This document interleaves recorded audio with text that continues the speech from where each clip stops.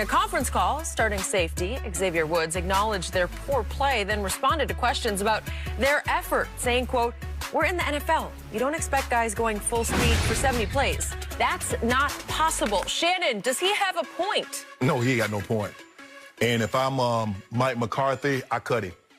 He can't say that. Skip, you don't go hard, but there is an expectation level that you do go hard for 70 plays. Skip, I remember Randy Moss said something very similar. He was crushed. Skip, Randy Moss was at the time, he and T.O. were the two best players in football, were receivers in football. He said that he was obliterated. That's Randy Moss. And we're talking about a guy. He's a guy. He's a guy. He got to go. Because if you're telling me effort is not the issue, well, then it's personnel. And if it's personnel, guess what I can replace, Skip? Personnel. He gone. I can't have him talking like that in our locker room. On that play, Skip, so you mean to tell me on that play, that's the play you're going to choose and say, you know what? I'm cool on this one. That's the play. The one play, Skip, is 41-38 at that point in time. We get a stop. We got all the momentum. There's no question in my mind Dallas wins this game. If they get that ball back, they're going to win this game. And so he chose that play. They chose that play to say, you know what? We've been going hard for about 60 plays. So we good. We don't reach our quota for going hard. Skip, he got to go. I don't want that in my locker room. If I get it, I played 14 years. I like to think I was an okay player. And he's absolutely right. But there's an expectation. There's an expectation that you play hard. For you to come out and say, nah, we ain't bad. 70 plays. Nobody can't go hard on them plays. Skip, you can't go hard. I get it. Skip, if there's a situation, let's just say for the sake of argument, we're down 3 points. It's fourth down, and I loaf off. I choose to play that we're down 3 points, Skip. It's fourth down. I'm going to loaf on that play? Yep. Bruh, you're going to take the play, 41-38. You're down, and that's the play that you're going to say, you know what, I'm good. Nah, Skip, they're not winning with that.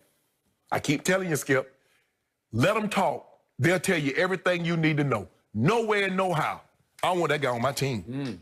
I'm good, Skip. Yep.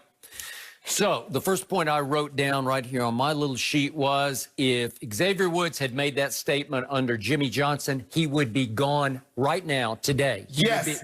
He would come in and his locker would be cleaned out. Skip, unless you're a historically great player, which Randy was, if you make that statement, you're going to get fired. Yep, I agree. If he had been playing for Tom Landry, I'm pretty sure he would have been demoted today. That's just the way it works. Yes. Because those teams, as I told you yesterday in detail for you, they were scared to death of the head coaches, Landry, and especially Jimmy.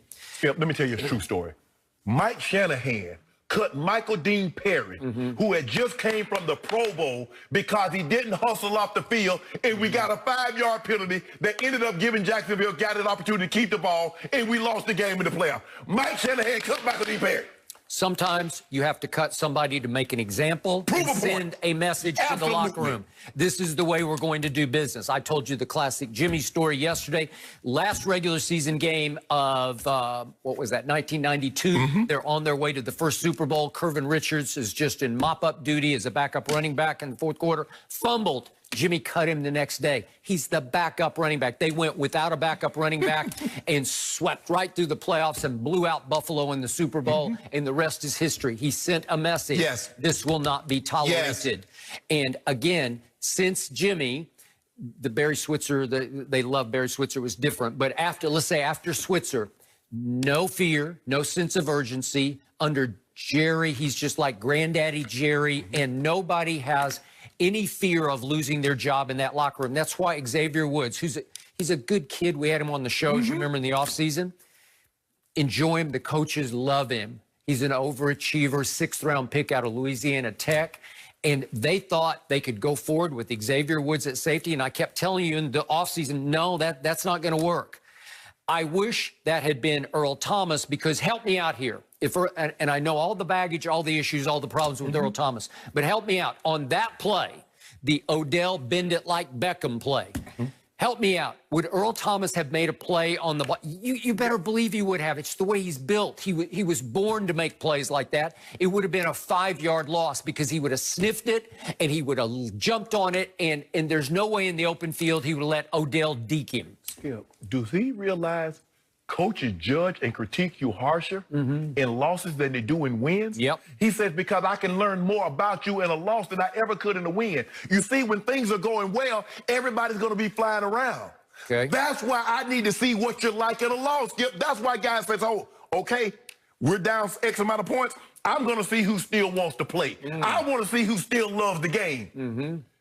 And you give me that, and then you had to, Skip, he said this out loud. Skip, I might think a lot of things throughout the course of the game, after the game. But to say that out loud, how could you expect me to play hard for the entirety of the game? You expect to get your whole check? I wonder if he had a copy of the TV tape on which the commentator was one Daryl Moose Johnston, who used to block in open holes for Emmitt Smith. Yes. It was as high collision of fullback as you will ever know. Correct. You want to talk about effort? Every play, all heart, all soul, every ounce into every play. Daryl was the commentator, and as the replay is shown, you can hear him say, Xavier Woods, poor effort. Xavier just sort of overran the play and then gave a half-hearted arm swipe that whiffed on Odell. Yeah, Skip. Okay. And like I said, and Thomas, the linebacker, 48, they're running out of bounds. Why, Skip?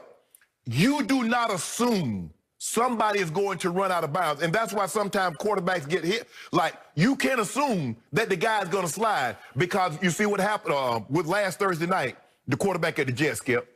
Darnold. Yeah. Remember, he scrambled and got 48 yards because everybody think he's going to go down and slide. Oh, he didn't slide. Guess what happened? They caught his butt the next time. They slammed him down. He's out of this week's game. I'm going to make Odell Beckham, he either going to run out of bounds or he going to go down. So it looked like they quit on the play after the offense had just got him back in the game. If you had quit on a play at 41-14, the score was 41-14 early in the fourth quarter. If they had quit on a play that made it 48-14, you know, if it then you'd say, okay, oh, well, they just mailed it in. They're done for the day.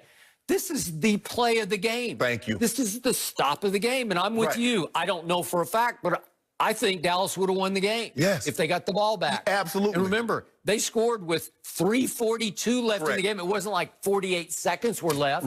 You cut it to 3 with 3:42. You need your defense to at least try, right? And considering that you've given up 37 points a game, so where is the effort? You say effort is not a problem. So Skip, it's a simple rule. If effort isn't the problem, that means talent is. I can replace talent. I mean, man, I don't understand for these guys, but like you said, there's no fear factor. We would play Kansas City, who was a heavy man, pressure team. We played the Raiders. Mike Shanahan would come into the meeting room, the offensive meeting room, because normally he'd say his big thing and he'd go up to his room. But when Cool was getting ready, Mike would come back in there. He'd say, guys, he'd look around, he's 84, 80, 87. If you can't beat man coverage, you're selling cars or you're coaching. Well, my coaching staff is filled, and John Elway isn't hiring. So you better beat man coverage. There's a fear that me, Rod, Ed, those guys, we had to beat that. There's no fear. No fear. For the Cowboys, because they've been able to have a secret passage up to Jerry's office. They do. Jerry is the problem. It's not Mike McCarthy. It's never been Jason Garrett. It's Jerry Jones who's giving them carte blanche to say this. I would cut it. And unfortunately, Jerry now has these